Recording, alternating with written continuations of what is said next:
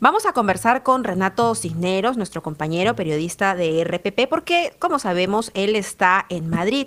Al colegio acude su hija y nos puede contar, y es testigo, por supuesto, de los cuidados que se están tomando en los colegios y qué lecciones nos podría dejar eso en un futuro próximo. Renato, ¿cómo estás? ¿Cómo están, Mabel, Mauricio? Qué gusto conversar con ustedes. Bueno, a ver, Muy bien, de verdad que Renato. hay mucha preocupación aquí en Madrid. Como ustedes saben, nuevamente la capital española está sufriendo brotes de COVID-19 cada vez más frecuentes. Al día de hoy, Madrid, las autoridades han decidido sectorizar la ciudad, aislando a los barrios, a los municipios que presentan más casos y dejando todavía libres algunos pocos, pero todo indica que este viernes que se den nuevas medidas se anunciarán recortes todavía más severos. Pero, Renato, cuando se reinician las clases escolares, me imagino que se toman en cuenta una serie de medidas que, si bien son responsabilidad de los padres, también son medidas a lo que los niños se tienen que adecuar. ¿Cuáles han sido esas medidas? A ver, como padre tengo una serie de opiniones, pero tendría que recalcar que mi hija está estudiando en un colegio particular. ¿Esto qué significa? Los colegios particulares tienen la autonomía suficiente para definir sus propios protocolos, lo cual de verdad es una suerte, entre comillas, ¿no? Porque los que lo están pasando realmente mal son los padres de familia de los colegios públicos, porque en 15 días, para que se hagan una idea, en los 15 días que va desde que se inició el curso 2020-2021, ya se han cerrado 832 aulas solamente en Madrid. Eso afecta directamente a 13.856 alumnos que ahora mismo están llevando clases desde su casa, confinados otra vez.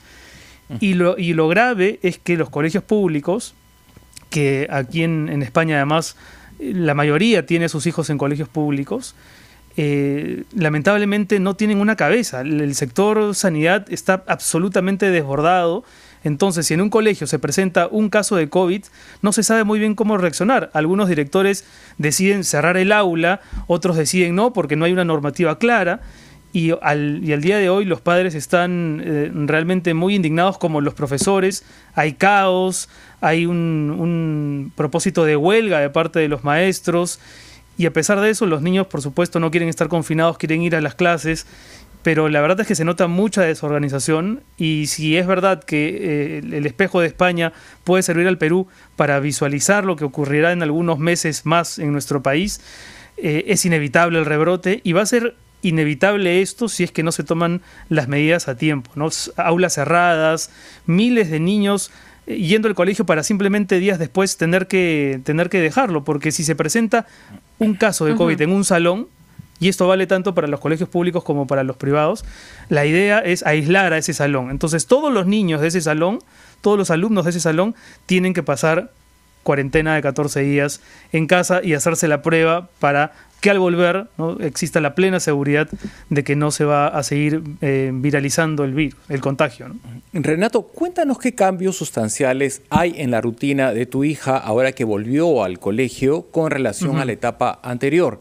¿Hay trazabilidad dentro de su colegio? ¿Evalúan a una pequeñita que no llega a los 6 años de edad, creo?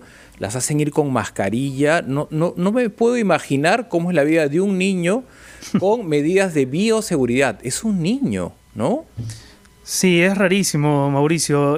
Mi hija tiene 3 años y todos los días cuando la dejo tiene que, o sea, le ponen gel en las manos en la entrada. Hay que guardar distancia social, ¿no?, entre cada grupo familiar, haciendo colas para poder dejar a los niños, les toman la temperatura.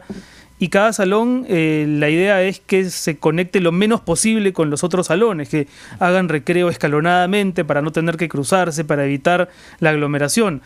El uso de mascarillas en España es obligatorio a partir de los 6 años, pero aquí también hay disputas entre padres y directores, porque algunos creen que incluso los menores de 6 deberían usar mascarillas y hay padres que se niegan a que sus hijos las lleven. Y algunos padres también son muy testarudos. Se han dado casos, no en el colegio de mi hija, pero sí en otros, donde hay padres que se niegan a recoger a sus hijos porque presentan un poco de fiebre, porque tienen tos y mocos y no les parece a los padres que esa sea razón suficiente. En algunos casos incluso han tenido que llamar a la policía para forzar a los padres a recoger a los niños, tratando de velar por la seguridad de la mayoría. Pero después, bueno, ya el uso del gel, la toma de temperatura, el llevar mascarilla a partir de los 6 años, ya son cambios significativos. Yo creo que la mayoría de niños no se termina de, digamos, se dan cuenta, por supuesto, se dan cuenta que no es una situación normal, pero es tal el deseo de estar en el cole, de llevar las clases, de aprender, que se aclimatan rápido a eso, ¿no? Los que por supuesto tenemos que cuidar de que esas medidas sean justas y garanticen la seguridad de todos, somos los padres de familia.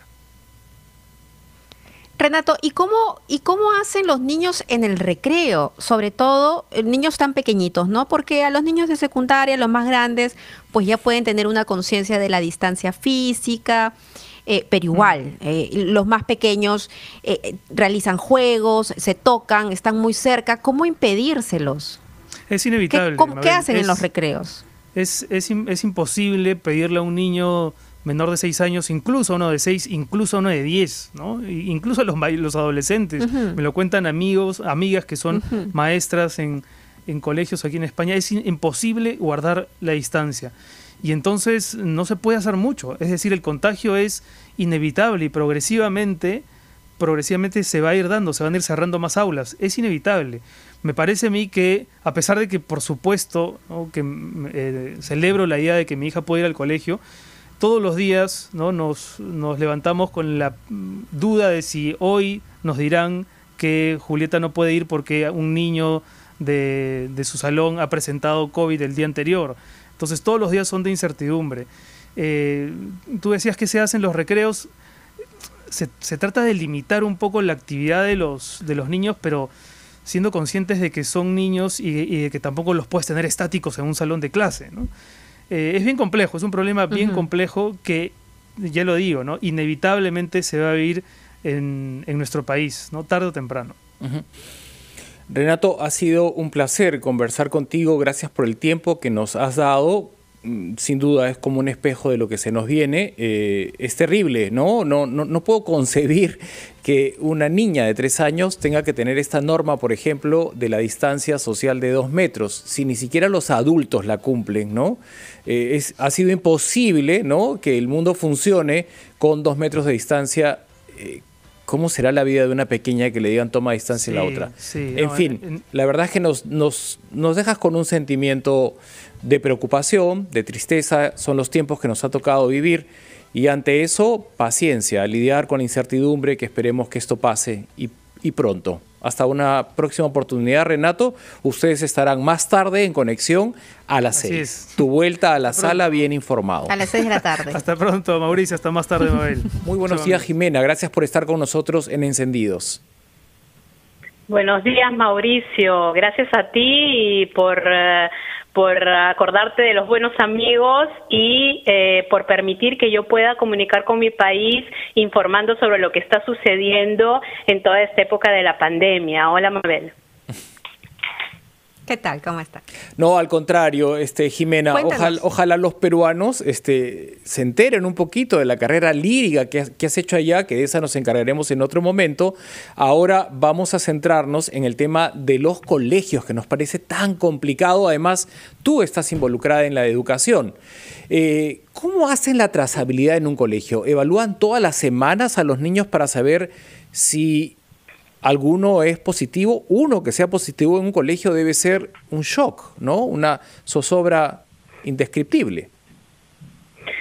Bueno, era algo que se esperaba porque la apertura de los colegios que sucedió el día 14 de este mes estaba cargada de mucha tensión y mucha incertidumbre. Se sabía que abriendo los colegios para empezar el año escolar, que aquí en Italia, como en la parte norte del hemisferio, inicia más o menos en esta época, iba a traer consecuencias no de poco, ¿no? Entonces se han preparado el Ministerio de la Salud, el Ministerio de de la Instrucción y a través de la Agencia de la Tutela de la Salud están efectuando test, pruebas del COVID-19 en los distintos colegios, sea en la escuela de la infancia, en la escuela primaria, en la escuela superior, inclusive en los institutos o en las instituciones de formación superior que también han iniciado clases. Entonces, se efectúan continuamente test para individuar a las personas contagiadas asintomáticas, porque al sintomático es mucho más fácil, es evidente, ¿no? Y para ello hay también reglas, por ejemplo, se tienen que medir la temperatura en casa antes de llegar a la escuela, porque durante las vacaciones de verano se dio la posibilidad de distintos procedimientos, ¿no? Para cuidarnos, para tutelarnos, y se pensó en un momento que la temperatura se iba a medir en la escuela al momento de la llegada del alumno, pero después eso no fue aprobado y ahora tienen que medírselo en la casa porque así hay menos posibilidad de contagiar a los demás niños, ¿no? O jóvenes. Esto apenas ellos individuan un niño o un joven positivo, sea sintomático o asintomático, inmediatamente la clase, los niños que han estado en contacto, los jóvenes que han estado en contacto con esa persona, vienen inmediatamente puestos en cuarentena por 14 días. Jimena, para ver quién. Queremos seguir conversando contigo, si nos permites, porque tenemos muchas más preguntas, pero es hora de ir con los titulares y ya son las 12 en punto. Regresamos en minutos contigo. Nuestra conversación con Jimena Llanos López de Castilla. Ella está en Italia y al reanudar las clases en ese país nos cuenta que ante la existencia de un caso en un colegio se van todos a cuarentena, profesor y alumnos durante 15 días. Otra novedad para nosotros que ha compartido Jimena es que se está dando como orden que los chicos controlen su temperatura en casa antes de ir al colegio. No al entrar al colegio, sino en casa. Esto es contener un poco y cortar la cadena de contagios.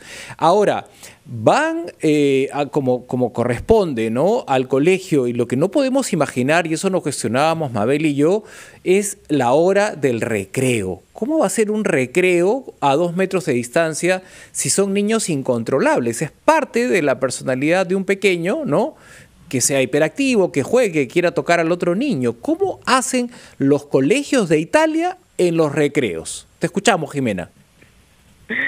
Bueno, eso es una muy buena pregunta porque realmente son cosas nuevas que se están poniendo en práctica y no han sido testadas en ningún otro lado. No son cosas que han sido utilizadas, métodos que han sido utilizados. Se está aprendiendo con la experiencia. Algo se puede prever, pero son cosas con las que se van ajustando los maestros y los directores de los colegios. Las clases tienen que hacer el recreo, no con esa libertad que tenían los niños antes. Eso definitivamente no puede darse en este momento en el que son las primeras semanas después del ingreso a clases, desde que se cerraron las clases a fines de febrero del año pasado. Por lo tanto, los niños tienen que estar cada clase, interactuar entre su propia clase. Ya los ingresos al colegio y las salidas del colegio buscan y respetan eso, que cada clase sea muy independiente de las demás aulas, cada aula, para entendernos, sea independiente, interactúen solamente entre ellos, cosa que nos parece raro porque nosotros estamos acostumbrados con el colegio, a la hora del recreo, todos se ven inclusive con otras clases, juegan, interactúan, conversan. En cambio, en este caso se está tratando de que los niños estén más tranquilos Ahora todavía, hoy día es el inicio del otoño aquí, así que todavía las temperaturas son bastante tranquilas, no hay el frío que obliga a que estén dentro, zonas cerradas durante el recreo, están en patios, están en jardines, al aire libre, justamente para evitar situaciones de peligro y el difundirse del virus. Jimena, digamos, ¿cómo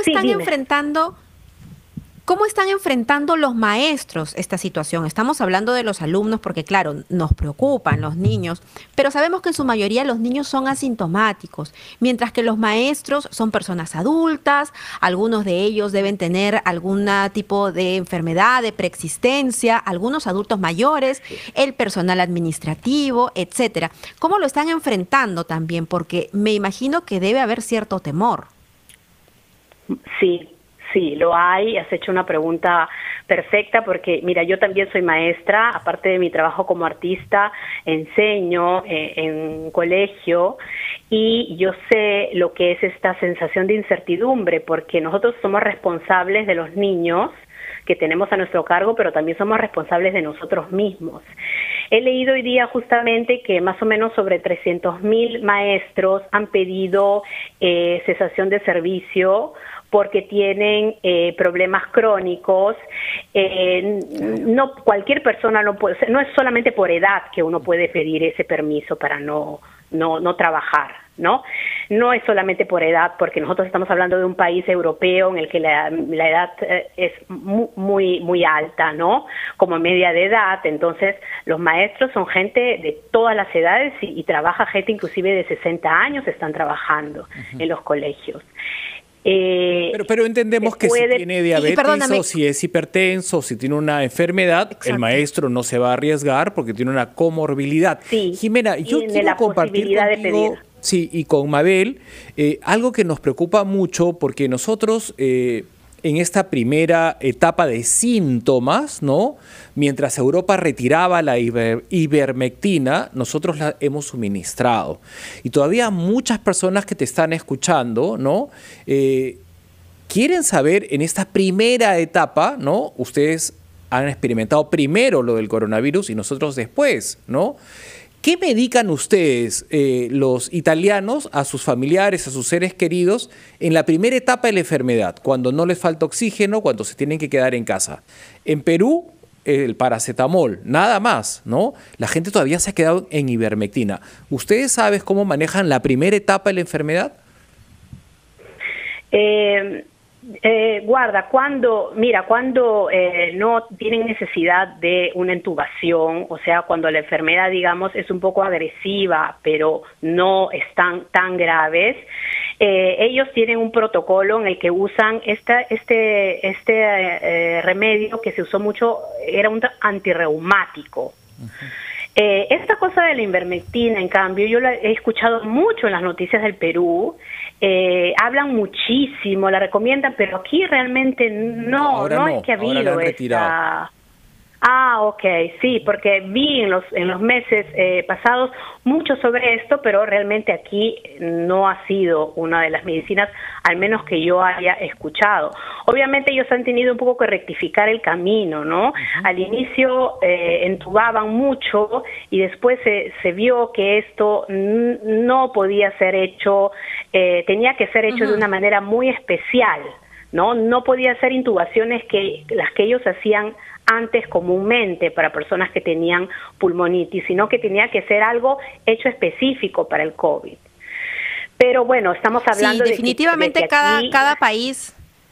Sí, cada país tiene su propia realidad. Hemos visto cómo han aplicado diferentes protocolos, como en el sistema de educación, y estaremos conversando seguro más adelante de ello. Jimena, muchísimas gracias por esta colaboración desde Italia. Mil gracias.